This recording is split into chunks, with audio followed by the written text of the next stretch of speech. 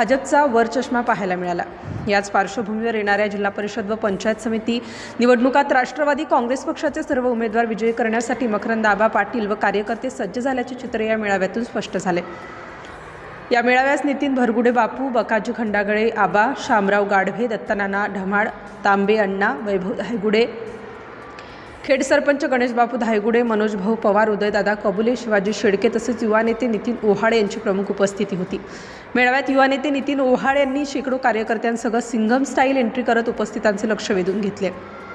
यामधून आता त्यांची वैयक्तिक ताकद आणि कार्यकर्त्यांचे प्रेम दिसून आले। आता झालेल्या जिल्हा परिषद सर्वेक्षणात त्यांच्या नावाला मोठी पसंती मिळाल्याने ते उमेदवारीसाठी प्रबळ दावेदार मानले जात आहेत।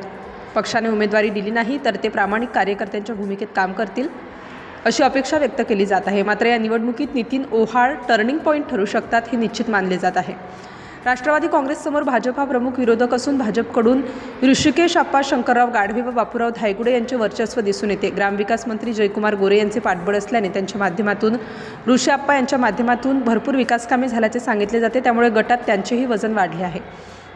दरम्यान मकरंद आबा पाटील यांनी खंडाळा तालुका दुष्काळमुक्त करण्याचा निर्धार जाहीर केला। तसेच त्यांच्या ताब्यातील किसनवीर सहकारी साखर कारखान्याचा 3,350 रुपये प्रति क्विंटल ऊस दर जाहीर करण्यात आल्याने शेतकरी वर्गात समाधानाचे वातावरण आहे।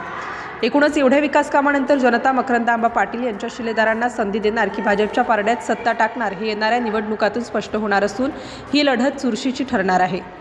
Dattatray Thombare, city India news, Satara.